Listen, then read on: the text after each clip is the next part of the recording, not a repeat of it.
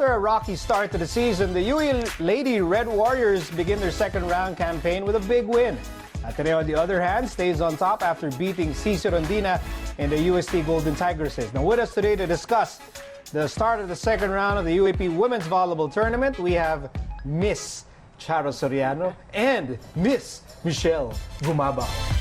Hello. I feel like I should be in a coat and tie or something. I feel under-prepared and underdressed. So I'll try my best to do this segment justice. So Charo and Michele will talk about the Wednesday thrilling doubleheader. And we'll start with UE's win over NU. And Michele, I'll start with you. Okay. Judith Abil, everyone's favorite smiling player, was key in this victory. Why?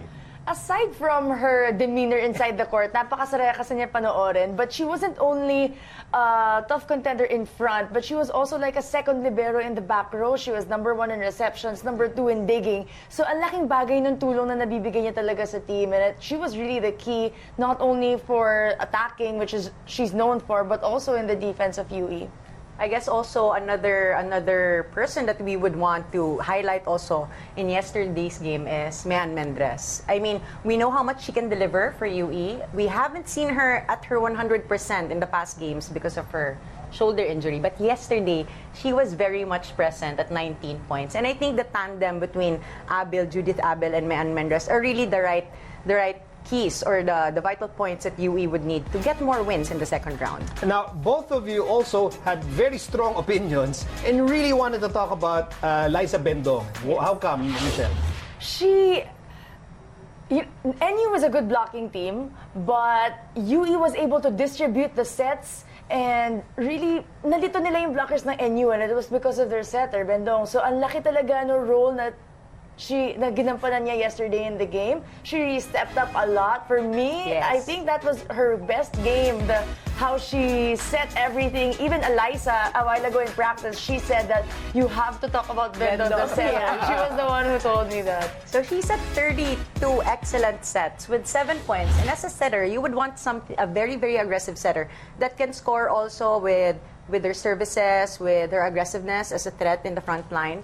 But yes, of course, you have Kat Arado receiving and digging. So if Bendong is at her top of her game, distributing very well to the middles and to the outside hitters like Abil and Mian Mendres, then I think we can see a more solidified UE team this second season. Watch out, future Second opponents round, yes. of UE.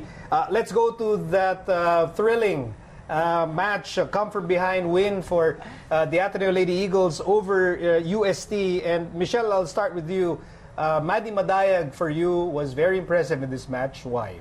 I covered that game yesterday, and it was such a thrilling game. You know, I just wanted to watch and not cover it. But Maddie really showed consistency all throughout the game. You know, they had a rocky first 2 sets, but she was always there and always scoring for her team. Her 11 blocks, it's the record now in the UAAP. Her 11 blocks really set the tone and the pace and really changed how the team was performing because nagkaroon sila ng angas, bumalik yung confidence nila, and bumalik yung kumpiyansa nila sa laro nila. They got their Ateneo game back that really was missing in the first 2 sets. UAAP record for most blocks in a game during Yes. the Final Four era. Yes, and kudos, congratulations to Maddie Madayag, of course. But I wanted to also talk about Dani Ravenna. Maddie wouldn't have been given a lot of sets by Dina if Dani didn't step up. So I think in the past games, we've always been talking about Ateneo's receives and digs, and that was a little bit lackluster before, but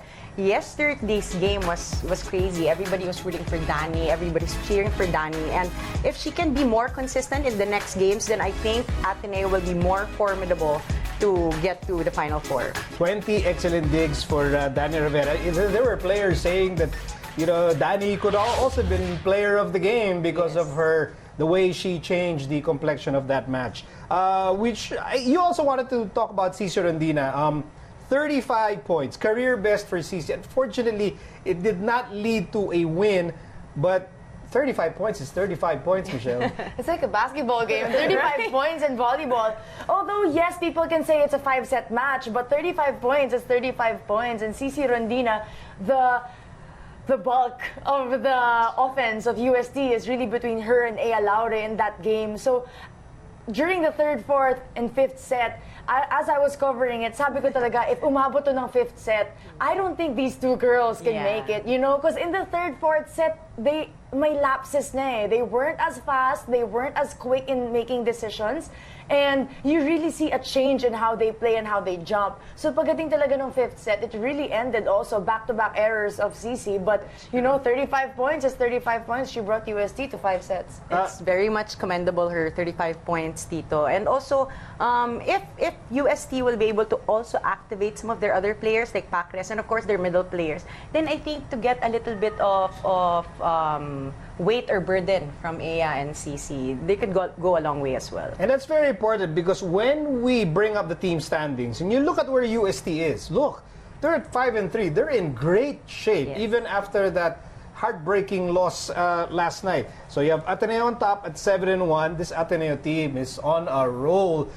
People already saying, maybe they're due for a loss kasi nga they dropped the first 2 sets. So para, well, maybe talagang no streak lasts forever. And then they come back and win. LaSalle right in there where they always are. It's either 1 or 2.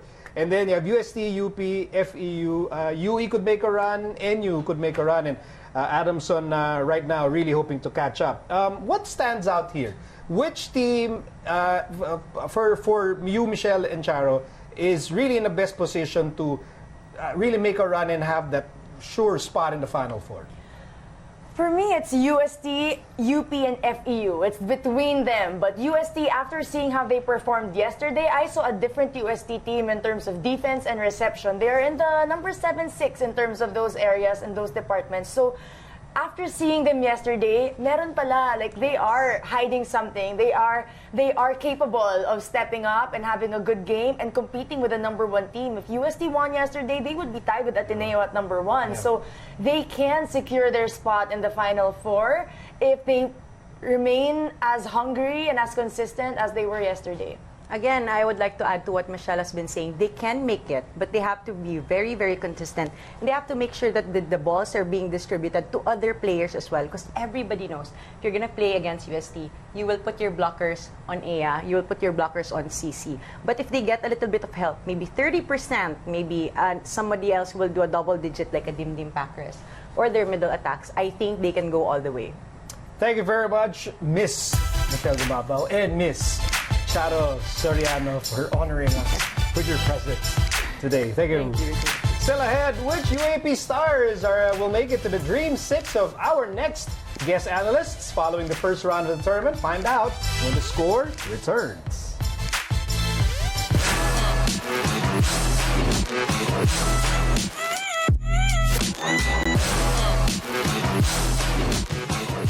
Thank you for watching The Score. Don't forget to subscribe to ABS-CBN Sports YouTube channel to be updated with the latest games.